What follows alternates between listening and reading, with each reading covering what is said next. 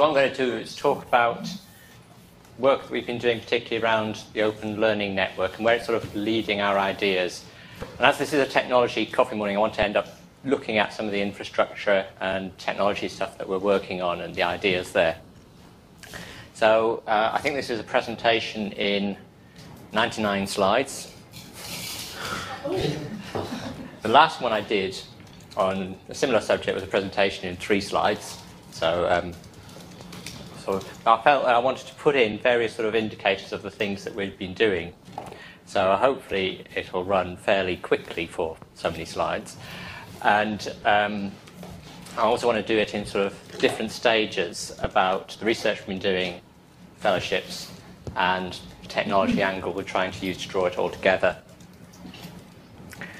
So I think the majority of people in this room sort of know quite a bit about the work on open education resources in the OU, but maybe not everybody.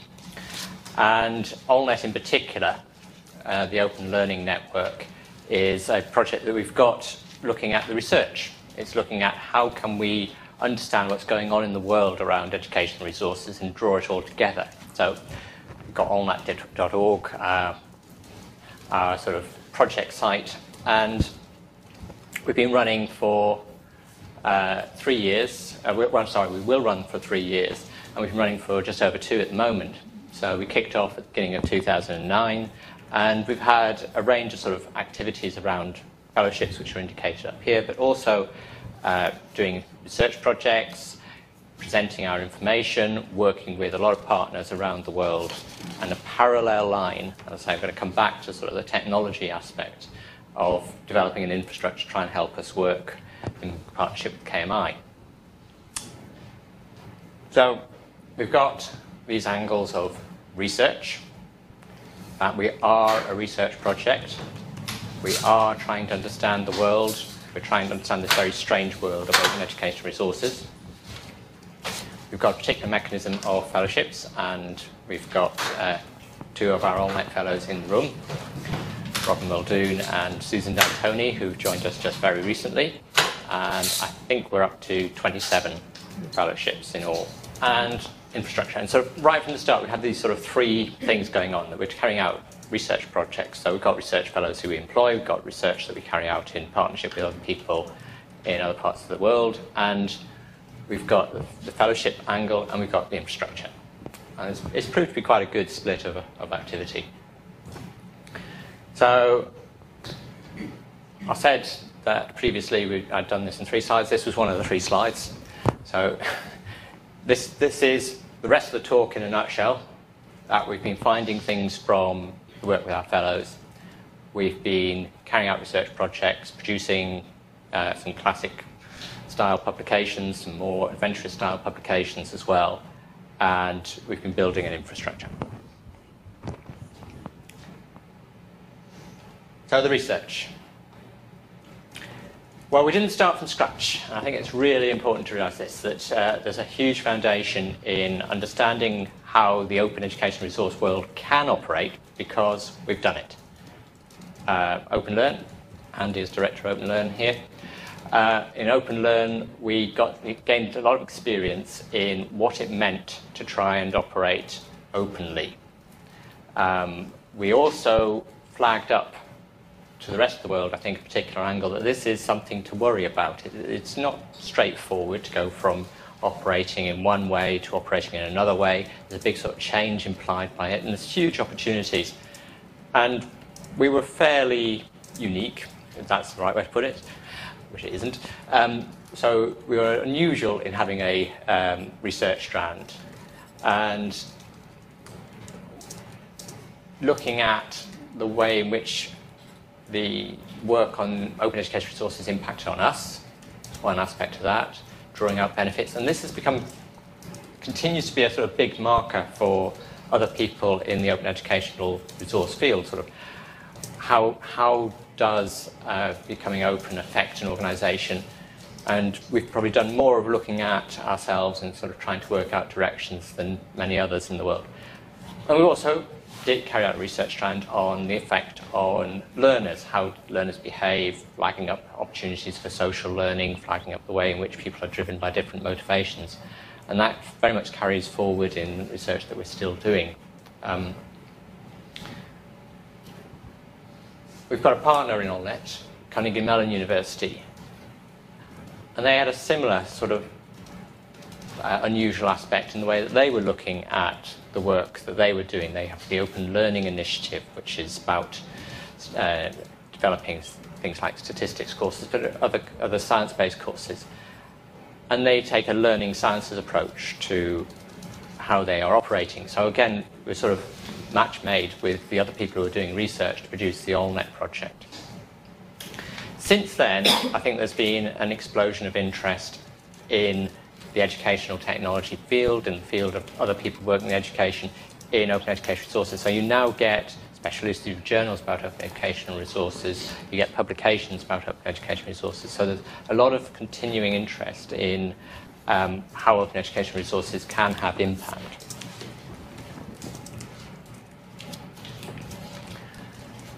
And one of the things that we did as research was to look at that field, look at what's been going on. And this is a historical view, so it's a chart produced by Karen of the data that we had about the projects that Hewlett themselves funded. So we're funded by Hewlett, but they funded about $100 million of other projects, and they've done it across a whole range of fields. And so this is our base. This is our base that we're building on. Our own knowledge, the knowledge of our partners, and the knowledge of other projects.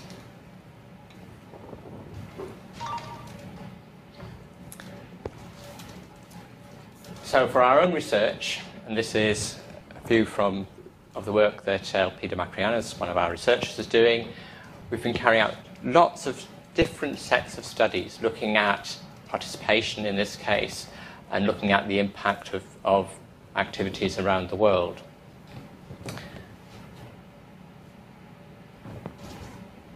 We've been developing the technology, and so we're going to come back in more detail to the technology that helps us keep some sort of track on all of this. And we've been working in all sorts of contexts. This is work that Andrea Santos did in Africa, joining up with a project out there to look at the work they're doing. But there's all sorts of different inputs that we're getting. And we had a strong relationship with Brazil as well, sort of how can we help other parts of the world understand how open education resources could bring benefits to them, to their sector, and how can we understand what's going on? Because Brazil is a very interesting case study. They've just adopted at the governmental level a statement about how open education resources should be the primary mode of production for educational output when it's publicly funded. So we've got feed through into the organisations that are trying to do that sort of thing, and we also need to feed out to understand the impact of that, the exact form of the decision, and how it can then affect other people. So we've got all sorts of different contexts that we're trying to understand. And so we sort of did a breakdown of how can this, so this is sort of coming to the end of year 2, back in April. We sort of looked at the way in which we could see the things that we were tackling and try and bring together a story that we could tell to other people.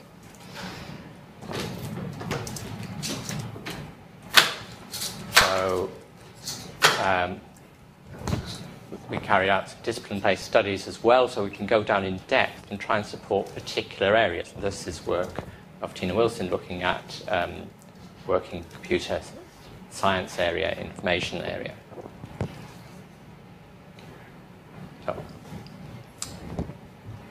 So we realised that there's a need to sort of simplify the complexity to put out a message. And so what I want to play to you is the message that we were first putting out about our research, and then lead on to where the fellows feeding into this, and then come back to the technology slide, which is trying to build a sort of collective view of this work. So one of the key things is the technology that people are using around sharing open education resources. So for ourselves, we've got our own system that we use in OpenLearn, and other people are producing different tools that enable sharing. then we've done a considerable amount of work on what it means to design for openness. And the story that we're telling about design for openness is around understanding the way in which you can design to use open education resources. So we carried out a study where we looked at the way in which explaining to people how open education resources are designed was taken as one approach, or explaining to people how you might use educational resources was another approach. And the second case, explaining how to use, proved to be a much more efficient approach in terms of how much detail you needed to give people. And also it turned out to be a more inspiring approach in terms of what people then thought. We did this work with one of our fellows, Yanis Dimitriadis. Elpida's work linking up to a model of how people engage with social sites showed how much open education resources act as an attractor, as a way to bring people together. So an argument built around social learning shouldn't ignore the role that content plays in bringing people together to a common point to study for a common purpose. But also it sort of has some lessons to say about the way in which you need to provide access to that content. Not make things too complex, not make things too big, enable people to see something that's changing, has a freshness about it. So there's a crossover between the lively blogging, today's news is the only thing that counts world, and the more stored, prepared content that tends to feed out into open education resources. And you can see some, in her study, she studied many sites, you can see some sites that were really starting to manage to play into those two areas.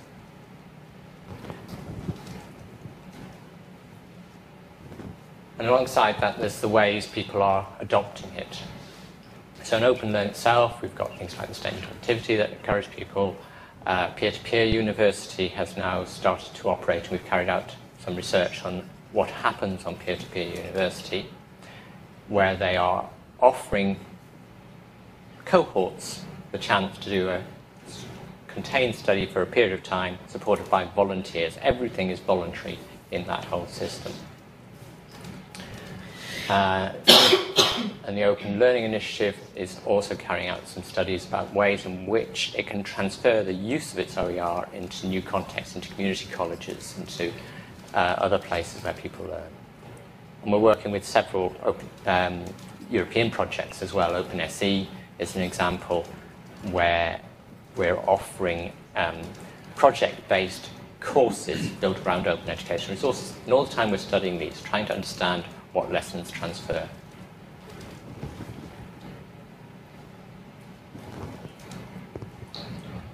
And sort of the pinnacle, in a way, of bringing together these different sorts of aspects, I suppose, around open education resources is the impact it can have at the policy level.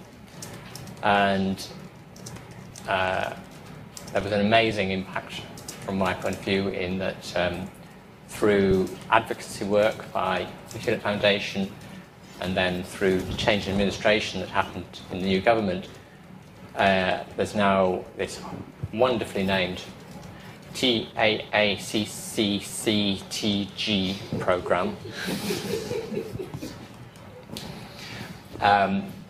which has $2 billion of US funding about it.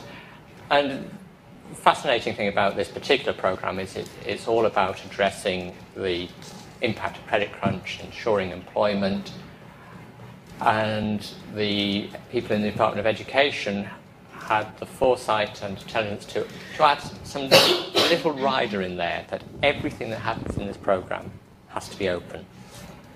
And it's changed the whole approach to how people operate in that program, that they are having to look at ways in which they can cross boundaries, do things with materials that can be shared.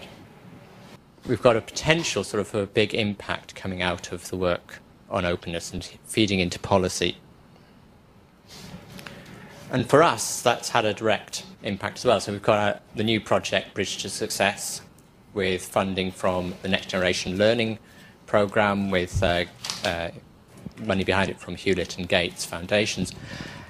And here we are trying to address some of those US problems that have come out around community college completion and pass-through. So we've got a sort of practitioner side of our research coming out, and OLnet as a project is supporting the research methodology of this. I just picked a couple of slides out of their programme as well. The angle is about scaling, not inventing, and open education resources have this great potential for crossover, great potential for transfer that has shown up in all of the collaborations that occur around OpenLearn, where we don't have to have a common project, we just have to have a common aim. And so this scaling up of materials. So just briefly, extremely briefly, what we're doing in B2S is taking our openings material and the open world and the community college courses and building up open courses that help people cope with entry into college in a way which hasn't been tackled by our partner community colleges. The philosophy of openings, which is gentle, supportive, enabling, motivating, is a aspect that can then sit underneath the enforced testing, retesting approach that the community colleges have to do to meet their requirements. And we had a really great meeting here just last week, where we got together with the community colleges and had our photo taken by a bridge to success over the River Ouse.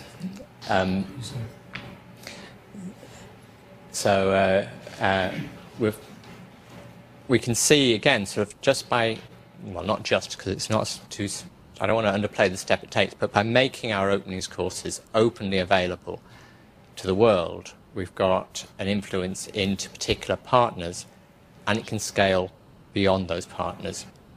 So we're expecting to hit about 750 students in our partner colleges, but several thousand learners who come across the same materials because it's out there in the open.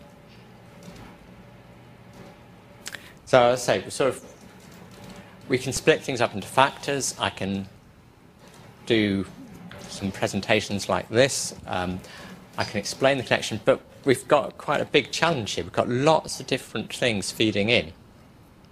And so we also have our fellows feeding into this as well. So I've sort of gone through the research. I just wanted to have a pause, because I say I've gone for the many slide approach this morning rather than the minimalist slide approach. So I want to have a sort of pause and just see whether anybody wants to sort of come back with anything about those research aspects. I just wanted to ask a small point about the openings. So are you giving the openings courses to this American setup, but if it's opens to the world, is it? Yes, yes. Are they exactly as our own openings courses are? At the moment, we've got the Learning to Change, Learning to Learn course completely up there now in the lab space. So anybody can access that and change it. So that's the first step, was to get permission for that course and for the maths course as well. So this is a change for us, but it is making complete material available. It's a very efficient way to deliver those new materials to our partners, but actually we're giving it to the world as well. And one of the things that I noticed was within about 4 days of us making it openly available, there was a new version of the course produced by somebody who has no connection to the project at all. So clearly other people are looking at it.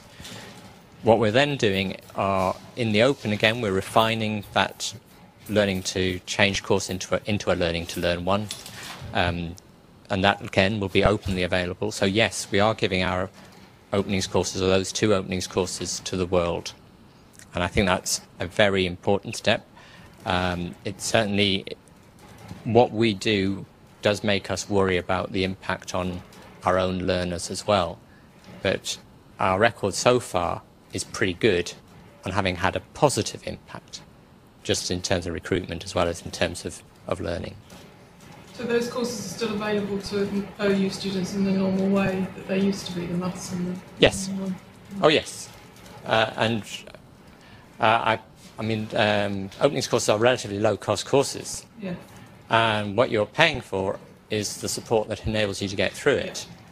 Whether it feels like that if the same materials are available or not, out in the open or not, is an interesting question.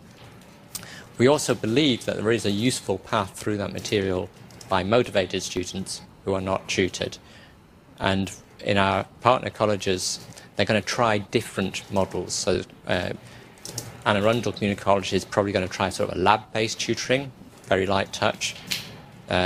University of Maryland University College is probably going to try another form of tutoring where they do more connected work with them. So we hope to learn a lot from this. So again, it's sort of an experiment. There is an experiment out in the open. And certainly someone else could come and do something very interesting with material, because it is OER gold dust, or gold really, that sort of complete skills-based, that is a big attractor to a group out there in the world. And it is, of course, very good materials. What about the assessment? Is that decoupled? The assessment is, in terms of the activities that in openings, they're out there. So we're going to set up tools that enable people to do the activities. What actually happens on the other side it depends on whether anybody gives the feedback that's vital. So in the colleges, they can arrange to do that. In the open, it will depend on what happens next. It is a lovely project as well. I think there's a lot of really interesting aspects to it. Okay, so I want to go and run through fellowships. So here are some of our fellows, but actually I've sort of catalogued our history as well. So I'm going to do... Sheila McNeil was actually our first OLnet fellow, though I'm not sure whether she realises this. We funded her to go to the Mexico OCWC conference and come back with a high risk of having caught the Mexican flu, but luckily that didn't happen. But Yanis Dimitriadis, who I've already mentioned, he came and he worked with us, and he developed this view of the use of patterns as a way to encourage collaboration around open education resources. And I say, actually changed my own personal view of the role of design and how we can operate at that level with others. Engin Kirsten, he was developing a survey and applying it to looking at open courseware consortium developing in Turkey, where he came from. Pauline Gumwa. Pauline carried out a funded task for us to produce a report on the infrastructure readiness for OER in Africa, and that was then developed into an online book. Svetlana Kinseva. Svetlana was from UNESCO in Russia, and she's returned to Russia, where she's carrying out first a study of OER in the former Soviet Union area, CIS, and then out to other non-English speaking countries, including Brazil. And so she's widening her interest. Jenny Priest. Jenny brought her expertise. Jenny's an expert on social structures. She brought her expertise and worked with Elpida then to generate that study of how social learning is happening in open education resources. She has this reader-to-leader framework. Scott Leslie. Scott came here and really had two inputs. He was bringing in his expertise on the use of mashup approaches to OER, but he spent time working to develop a way to mark open education resources so they can be tracked around the world, a DNA marker for open education resources to enable tracking. Agnes Sandor. Agnes came from Xerox, and she carried out an automated analysis of texts to pick out the messages that people are trying to produce around OER. Yimin from China, she told us about the fascinating large-scale work that's going on in China around sharing courses, identifying courses as excellent and then making them open. Chuck Severance. Chuck did some highly technical work to integrate an approach to a standards exchange for learning technology into Moodle, and he did that really quickly, really efficiently, working with the Open Learn team across in LTS.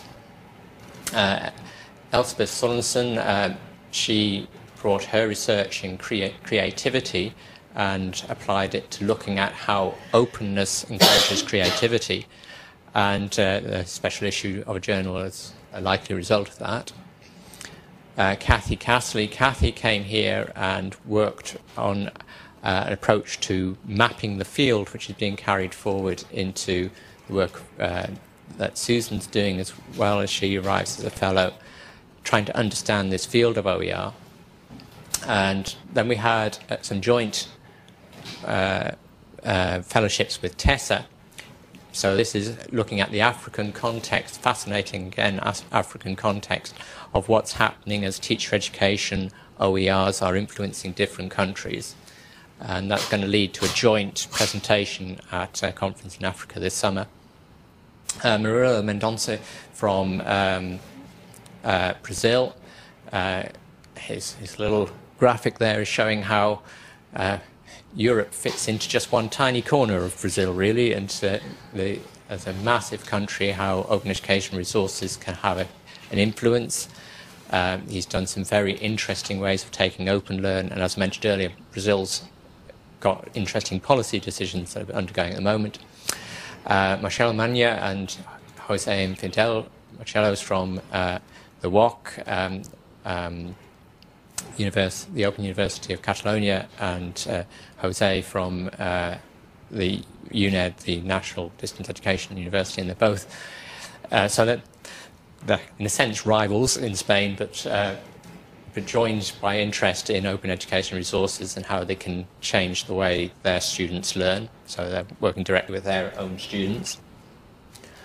Helen Jelfs is working at the moment. Helen's from Bristol. She's developing a collection of resources that have been categorized and put into the Cohere software around deeper learning and understanding the concept of deeper learning. And she'll be giving a talk next week, I think. I think we managed to get that to work. I haven't got the photos, although I've just taken them on my camera now, because Robin Muldoon arrived last week from Australia, and Susan has come just this week. So, Robin, I think in brief, you're looking at the sort of the assessment side of OER, and Susan's looking at producing a geographically based map to bring together all the world initiatives that she knows from her work at UNESCO. And later this week we've got George Siemens coming, and in a couple of weeks' time David Wiley. George is an innovator on MOOCs, massively open online courses, and David is one of the sort of initial thinkers around open content and open education resources. So that was my run through fellowships. So and we've still got a few more to come later in the year as well. So again, I'll just sort of pause before I go and talk to infrastructure, whether anybody would like to raise any points about any of the work I've just mentioned from the fellows before we sort of lose the high-level summaries that I gave.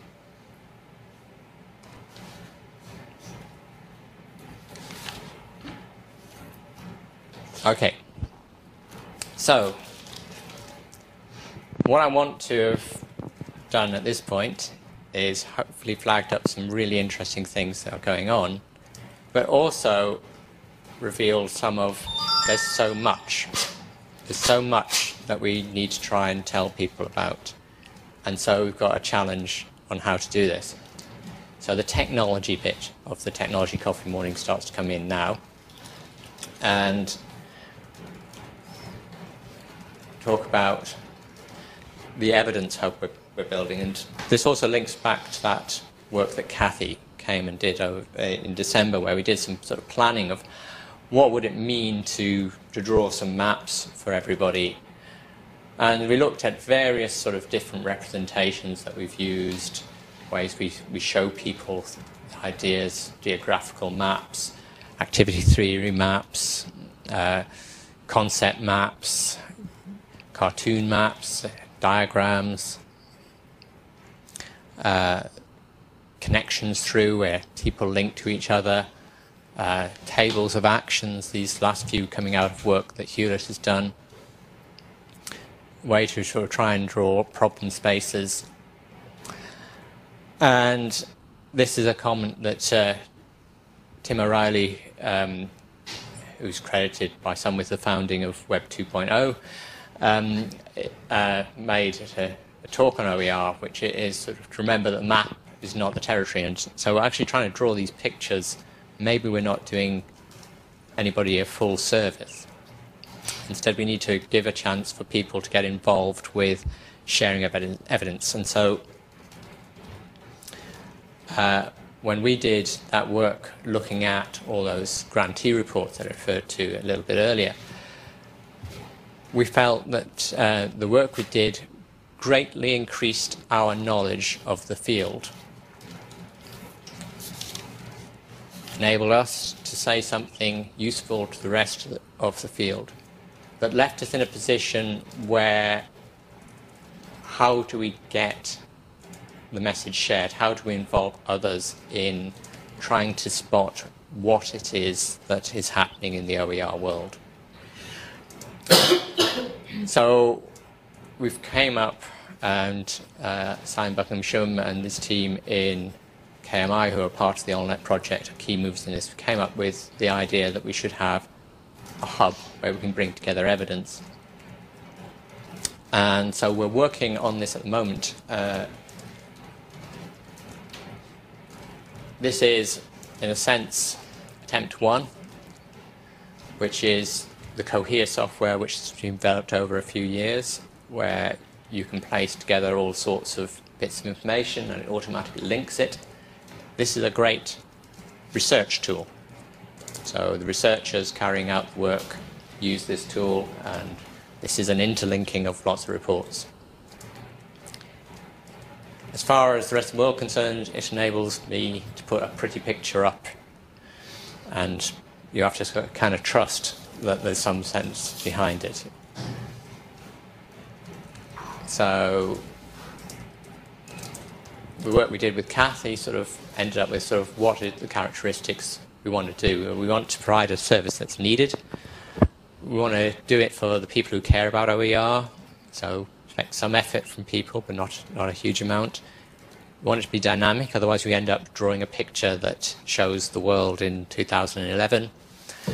We want people to have different ways through it, accept that there's multiple answers to what people want to get out of a set of evidence. And we want it to not end up just being owned by us. I think this is actually a sort of generic answer to the problem of how can research get its message out, how can we get evidence that backs up simple statements, but it particularly is needed around OER, which has this sort of feed into policy. So this coincided with us going to an OER grantee meeting where a lot of people who work on do funded work on OER gathered together. It was in a lovely place by Golden Gate Bridge. This is the view from the hotel. And we said, okay, we go to these meetings, lots of interesting things are said. They're all over the world, we've got all sorts of different sources of evidence, but how do we actually get that together? How do we pool all of these collective bits of information? And I have a past as a satellite engineer. And it was actually Simon who said, "Oh, it's all about sort of letting us listen to lots of signals and draw them together." So we don't want to filter too much out, because we realize that in this world, opinions that form results that are not fully founded on complete research are very, very important, because it's a world that needs to change and evolve very quickly. So we've got work that we're already doing in Cohere. This is Helen Jelf's work that I mentioned, but we wanted to simplify things down. So the technology we produced was ci.olnet.org. So it's a live alpha site. It changed yesterday, so that's sort of an indication of it is still under development, but it works. It works as an interface where people can go where they're not faced with complexities of the connections of Cohere, but underneath it is still using the same software to bring together collections. When we were face to face with people, we simplified things further, and we built a little, what I hope was an enjoyable activity, gardening around the claims that people make. So this shows us doing this activity in the sunshine in Sausalito, where we put up claims. We just put up a claim in the middle, and we provide people with green petals to write the things that support a claim, and red petals for things that challenge a claim.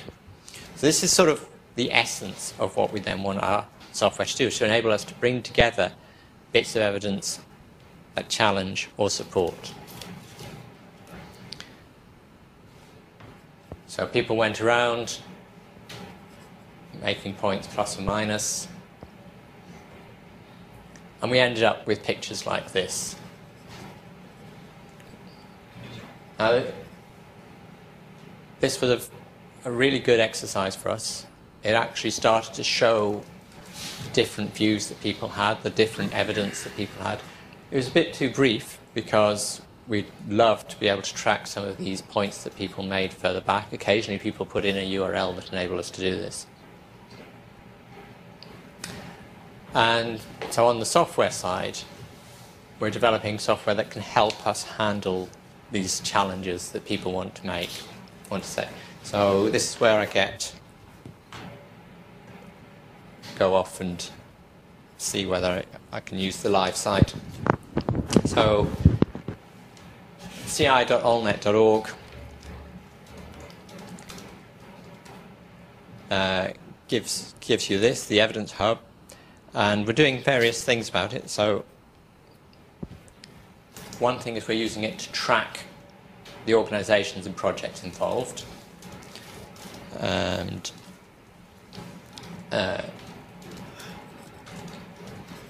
just give it a few seconds. It should then generate a geographical view, and this will, I think, link through to work that Susan does to develop the information that we need to have and the completeness that we need to have around those people involved. Okay, so that's one job that we can do with, and it's simple to understand. The other one, and Rob is involved in this as well, sort of looking at what are the challenges that people want to solve. So what is it that people wish to say? And we're working with an advocacy group in the US that has already had huge success, because they were contributors to the decision to include OER at the government level. They've had huge success, but they want to make really quite simplified statements. They want to make claims that OER is a cheaper approach to producing materials than any other approach, or a conventional approach.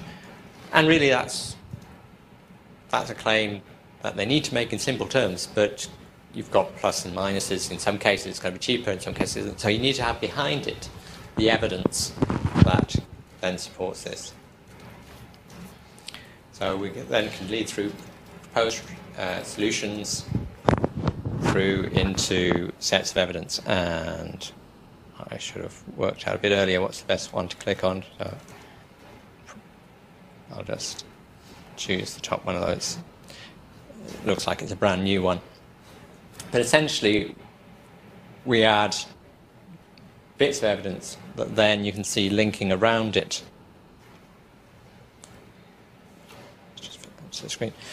Around it through the organizations, themes, and solutions. Let me find one that's a bit more connected.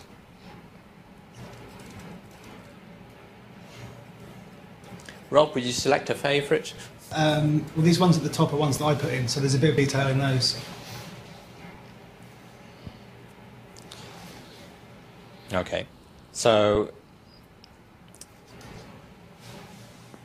the statement there is it possible to legislate for the use of OER materials in a fair, consistent and scalable way? And then you get supporting evidence of a state initiative that's working. And these things tend to be very hidden away. Very few people are aware of these pieces of evidence. And in a sense, for many people, they won't care. But they will care to know that the evidence itself exists and that somebody is looking after the collation of it together. Okay, so we had it explained to us by some interesting consultants on how to get your message out in a workshop, that these are the challenges we have, and you might be sitting in there at the moment, somewhere in here. So sort of, what is it that we're trying to do? Okay, even if you understand what it is, yeah, but that's not going to work. Okay, we need to deal with that problem, and then what is it we're asking the world to do, and what will be the impact? And these are the answers we sort of gave for this are that, well, what we're doing is we're producing a free and open place where we can get together researchers and policymakers and educators. And we want to get evidence out in as simple a way as possible to the world, plus and minus evidence, so we can nuance our statements that people want to make. And we're asking people to share what you know, give us the examples and lead to evidence. And we've got people in the loop on this, so it's not necessary that you need to know all the details. And then we'll all gain once we get to share evidence. And the group that we are working with in the first place, so we've got a target for this. We're not just doing it in isolation. We started out sort of with concept, are the advocacy group. And these are the sort of things that they are wanting to say. In fact, they are saying that OER approach, open and unobstructed licenses, improve access, they're unlocking educational resources, that they're giving better access to high quality, and they're transforming schools and the education system. So these are the sort of things that they want to be able to continue to say, but know that there is evidence behind. Evidence that supports it, evidence that says in which context these things are particularly true. And that's the challenge that we're trying to do. So the next steps we're doing are working with that advocacy group. There's connection through to the UNESCO community through Susan's fellowship, and sort of bringing in those fellowships. We talked about all those fellowships and all the interesting things they've done. That's given us a lot of evidence that we want to present. The other thing is we still accept, however simple we make our tool to do this, we will want to tweak it and produce different views, different lenses that answer the question for different people. So we won't rely on automated magic all the way. We will look at what it is that people want to solve. So if this is coming round to be a focus for our year 3 of OLnet, to try and get our own messages out, get the world's messages out, get our fellows' messages out, and hook up with the important things that are happening next in the world of OER. So that's more or less it.